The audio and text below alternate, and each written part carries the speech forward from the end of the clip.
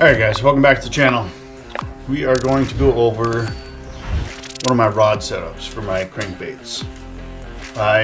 This is something that I trust and I've used and I've caught fish. I've been successful with it.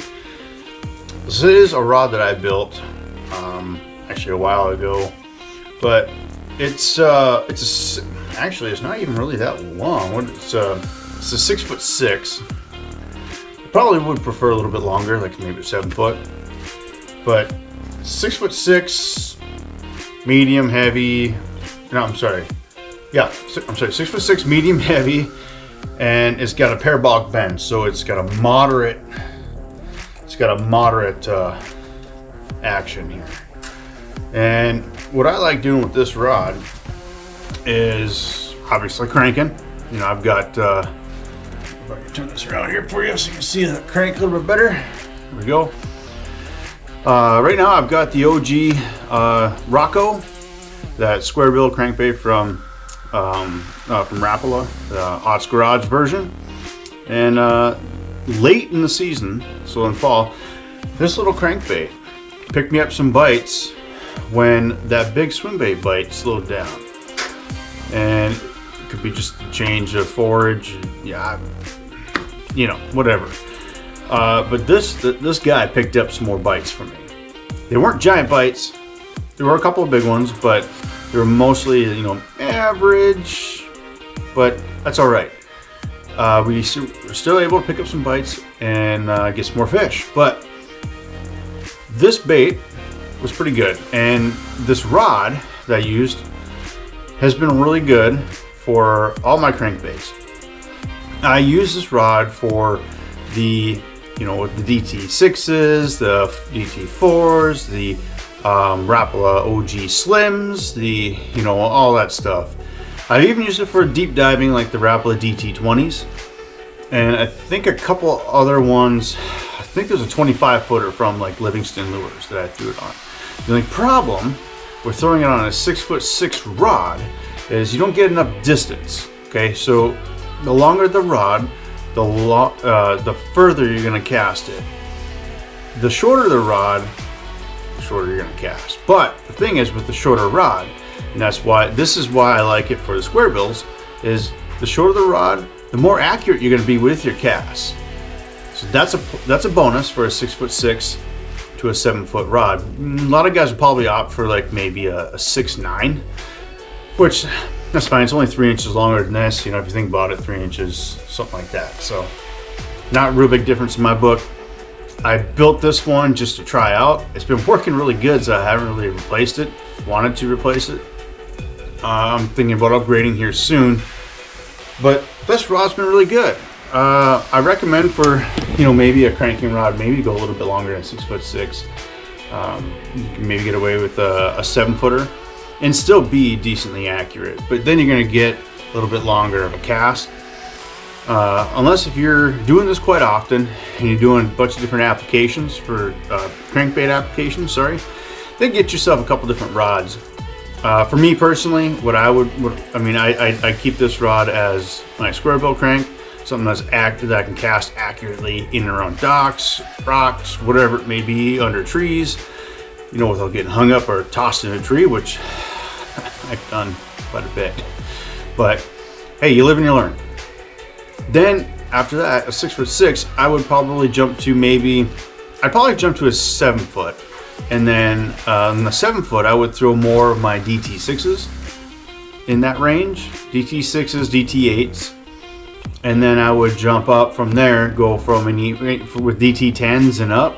I would go to maybe a 7.4 or 7.6. But all the rods I would keep, I would actually probably keep them all, instead of medium heavy. So this rod blank that I built on, it's a medium heavy, but it's technically a medium. And that's what I would choose for all these rods, is I would choose a medium power.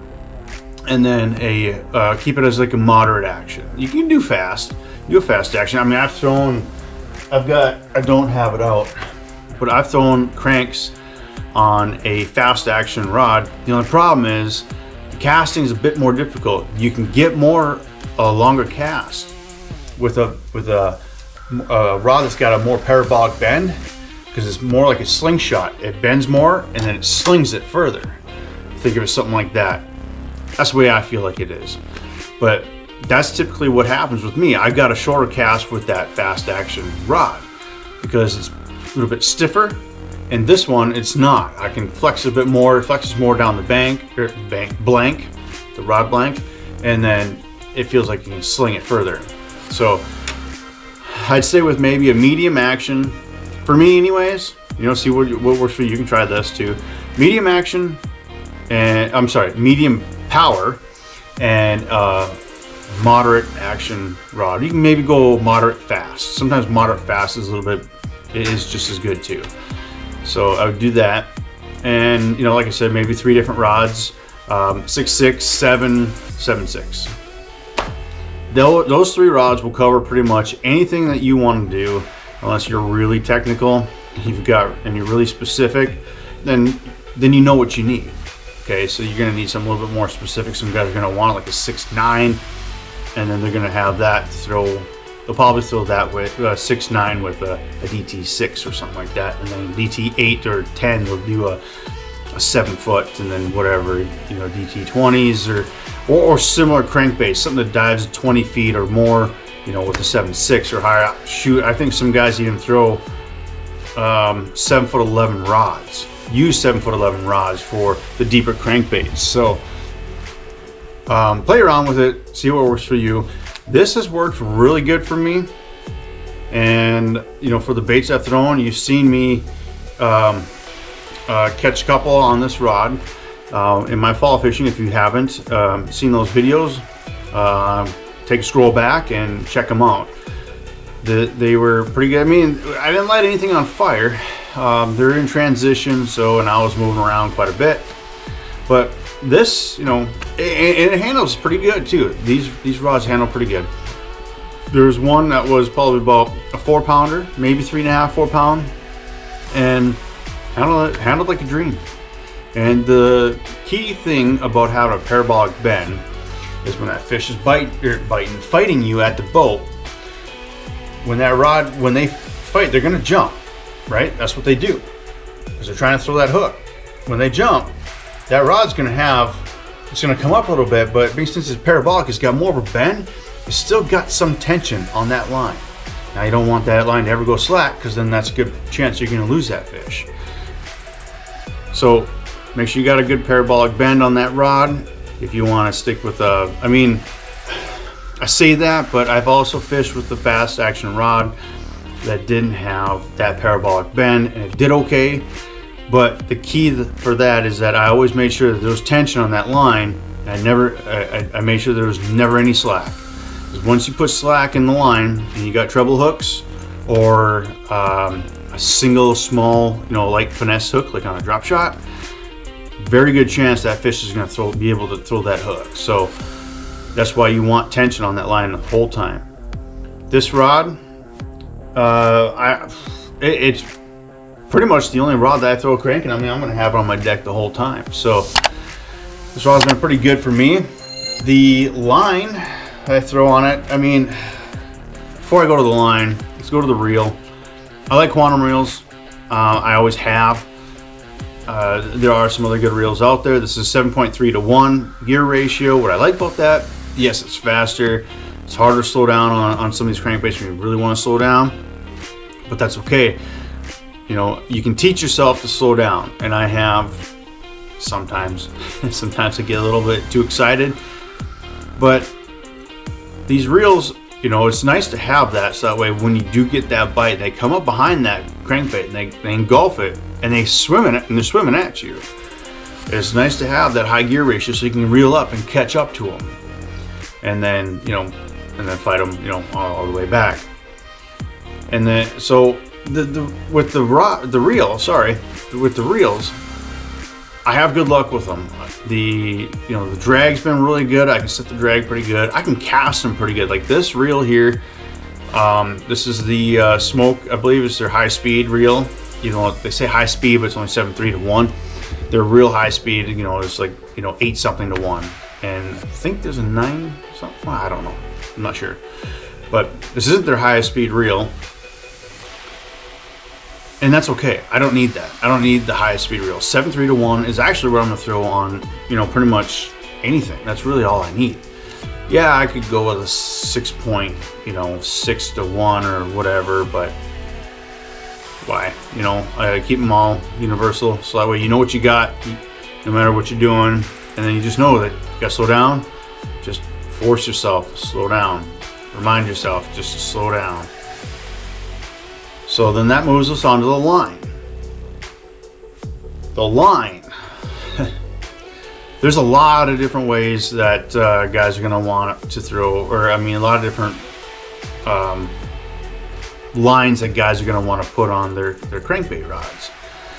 And everybody's a little bit different. I did start out with a braid to fluoro, a braided line, main line to a fluorocarbon leader. And that worked out pretty good. And then I decided that I didn't want that knot in there. I got pretty good at tying that knot, but I didn't want that in there. So then what I did is I just went to straight fluorocarbon.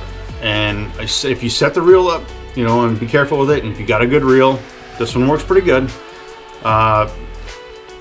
If you're really struggling, a good beginner reel, from what I hear, I haven't tried it yet, it's the Daiwa Tatulas.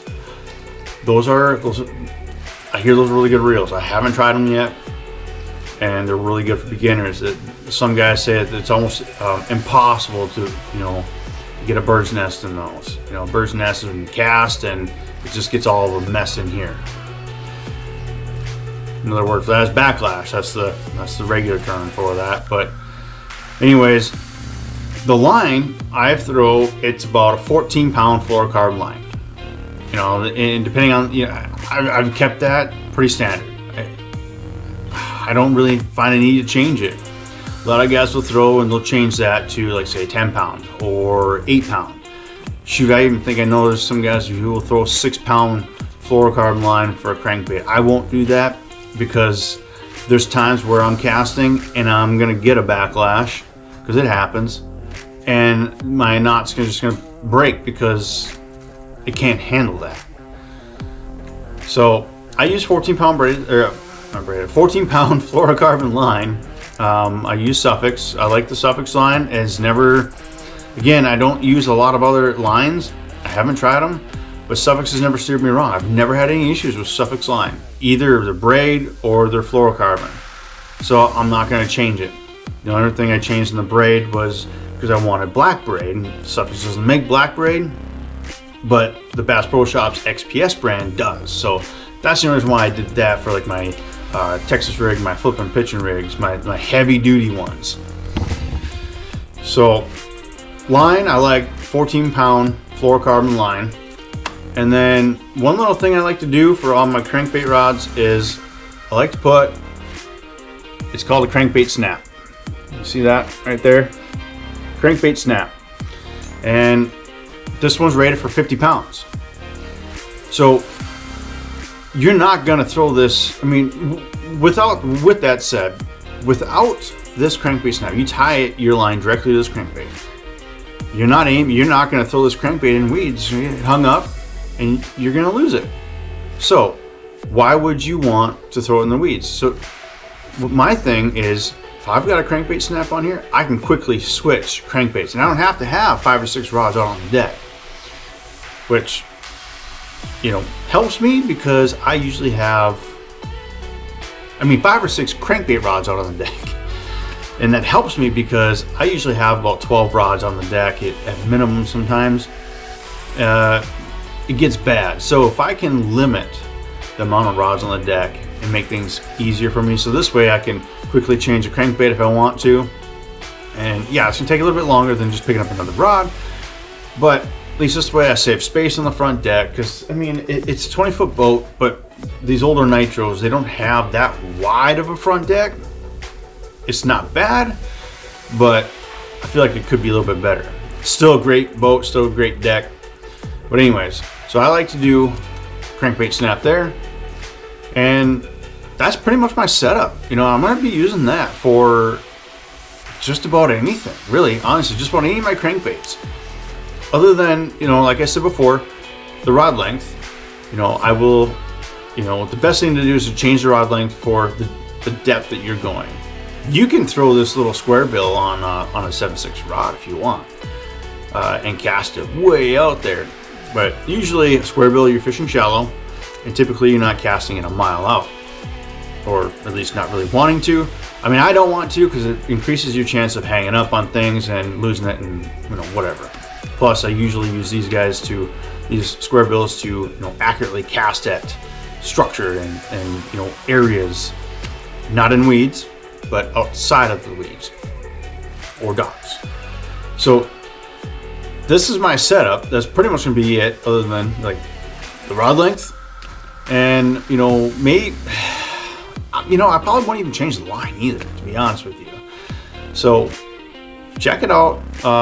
You know, if you're getting into crankbaiting, you know, throw in some crankbaits. Check out, you know, a rig similar to this. See what you think. And if you're not really sure, start out with a cheapo combo or something, and figure it out from there and move up from there. Don't buy the most expensive combo if you're not really sure what you're getting into, because then, you know, you buy a $300, $400, $500 combo and you're like, well, this rod isn't really, I'm not going to really use this for this. I don't like it. Well, you're stuck with that, right? Some places they won't let you return it if you've already used it or whatever. So, you know, start out cheap first, figure out what it is that you like, and then move up from there. My point of view, that's what I did, and this is where I ended up. I will be expanding my rod arsenal for crankbaits. You know, like I will have, I will be getting a 7-footer and a 7.6, and I will have those continuously, you know, always rigged up with crankbaits ready to throw. They may not always be on the deck, but they're going to be in the box ready to go. That is, you know, one thing that I really like to do. So that's it. I mean, that's, you know, that's my setup, and this is what I like to throw. This is what I've had success on. Now, I'm not going to tell you guys things that, you know, whatever I think might work or things in my brain. This is stuff that's worked for me. So everything that works for me may not always work for you guys. Something to try and move on from there and see how it works. That's going to do it for this video. We got a couple more videos coming up that maybe we'll continue on with this, but I appreciate you guys for watching, and we'll catch you on the next video.